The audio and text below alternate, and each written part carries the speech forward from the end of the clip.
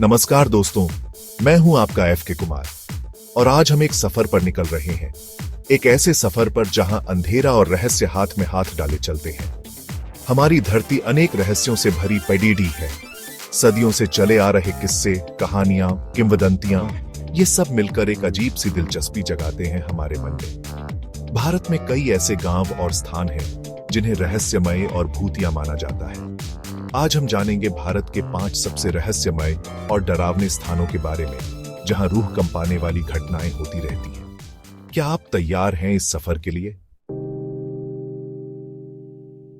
राजस्थान का सूखा धरा और उसके सुनसान रेगिस्तान। यहीं कहीं छुपा है एक गांव कुलधरा, जो आज से नहीं बल्कि सदियों से वीरान पडीढ़ा है। कहते हैं यहां कभी खुशहाल जीवन बसता था, फिर एक दिन सब कुछ बदल गया। एक अत्याचारी मंत्री की नजर इस गांव की सुंदरता और यहाँ के लोगों पर पड़ी थी। उसने जबरदस्ती यहाँ के लोगों पर अत्याचार करने शुरू कर दिए, मगर गांव वालों ने हिम्मत नहीं हारी। एक रात चुपके से सारा गांव खाली हो गया। कोई नहीं जानता कि वे लोग कहां गए।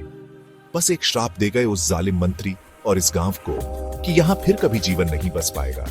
आज तक कुलधरा वीरान पड़ा है, एक भूतिया सन्नाटा पसरा हुआ है यहां।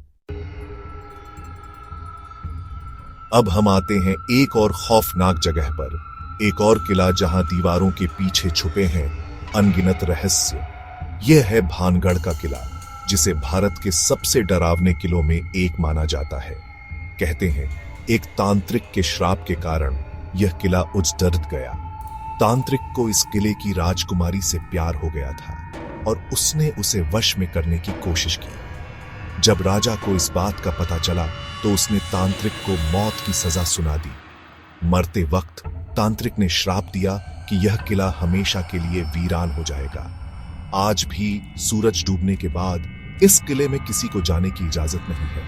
कहते हैं रात के अंधेरे में यहां अजीबोगरीब आवाजें सुनाई देती हैं और सायों में अजीब सी हरकत दिखाई देती है।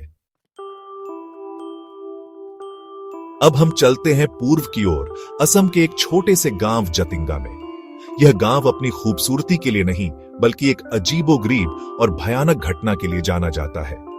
हर साल सितंबर से नवंबर के बीच जब मानसून का मौसम खत्म होता है तो यहां एक अजीबोगरीब घटना घटती है। सैकड़ों पक्षी जैसे अपनी सुध-बुध खो बैठे हों, आकाश से नीचे गिरने लगते हैं और उनकी मौत हो जाती है। कुछ लोग कहते हैं कि यह चुंबकीय क्षेत्र की वजह से होता है, तो कुछ लोग इसे भूत प्रेत से जोड़ते हैं। सच्चाई जो भी हो, लेकिन जतिंगा में पक्षियों की यह सामूहिक मृत्यु आज तक एक रहस्य बनी हुई है।